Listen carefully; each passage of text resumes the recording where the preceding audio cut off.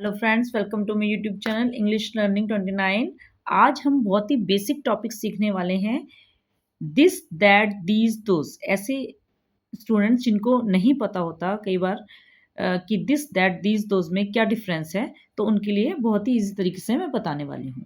देखिए, दिस और दैट दोनों का ही यूज सिंगुलर के लिए एक वस्तु के लिए होता है। ठीक है, एक चीज के लिए दिस और दैट का यूज करते हैं, और दीज और दोज का यूज प्लूरल ज्यादा चीजों के लिए करते हैं। ठीक है, देखिए सबसे पहले जो दिस है, दिस का मतलब यह है और दिस मतलब भी यह है, मतलब कि दोनों चीजें, दोनों का ही यूज पास की वस्तुओं के लिए होता है, दिस और दीज का। लेकिन दिस का यूज सिर्फ एक सिंगुलर के लिए होता है, और दीज का यूज जो है एक से ज़्यादा, 2, 3, 4, 5 जितनी भी हों मैक्सिमम उतने के लिए होता है। ठीक है, इसका यूज़ सिंगुलर के लिए पास के लिए, और दिस का यूज़ पास के लिए ही, प्लूरल के लिए ज़्यादा चीज़ों के लिए होता है। ठीक है, ऐसे ही दैट का यूज़ दूर की एक वस्तु के लिए दैट का यूज़ करते हैं, और दूर की अनेक वस्तुओं के लिए एक से ज़्यादा, 2, 3, 4 के लिए दोस का यूज़ करते हैं। ठीक है, तो दिस मीन्स यह है,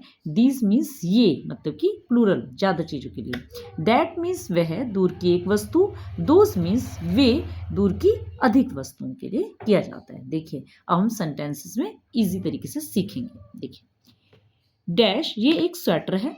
ठीक है, तो मैं, ये मेरे पास में है, तो मैं कैसे बोलूँगी, dash is my favourite sweater.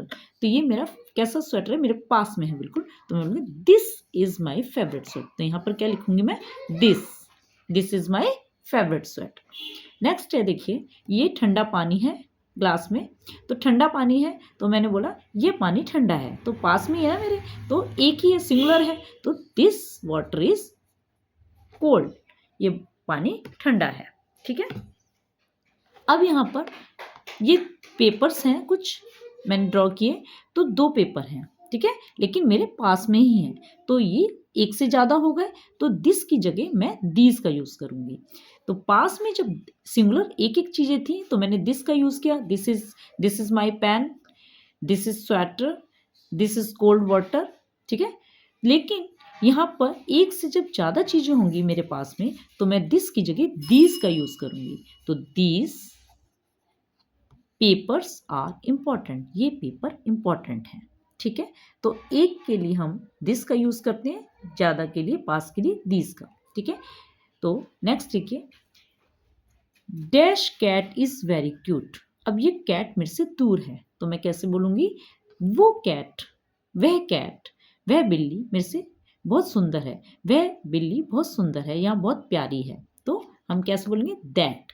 तो हम दिस नहीं बोलेंगे, दैट बोलेंगे, क्योंकि दूर के लिए दैट का यूज, सिंगुलर है, एक है, that cat is very cute. ठीक है, नेक्स्ट है, dash idea is sounds good. वो आइडिया बहुत अच्छा था। अगर मैं बोलूँगी यह आइडिया बहुत अच्छा है, यह अभी का आइडिया है, बिल्कुल जस्ट अभी हुआ है, तो दिस आइडिया साउंड गुड, यह आइडिया बहुत अच्छा है। लेकिन वो आइडिया जो हमने सोचा था, थोड़ा सा टाइम लगा, पहले का है, तो that idea is sound good, वो वाला अभी जो सोचा उससे पहले वाला आइडिया ज़्यादा अच्छा था, तो हम दैट लगा लेंगे। और अभी जस्ट सोचा है, तो this idea is sound good. ठीक है, तो अब देखिए, नेक्स्ट देखिए, ये बैग हैं, ये मेरे से दूर हैं। अगर मेरे पास में होते बैग्स, तो मैं लिखती दीज, क्योंकि ज़्यादा चीज़ों के लिए दीज का यूज होता है पास के लिए, और जो दूर की चीज़ें हैं वो ज़्यादा हैं, एक से ज़्यादा हैं, तो हम दोज का यूज़ करते हैं। Those bags are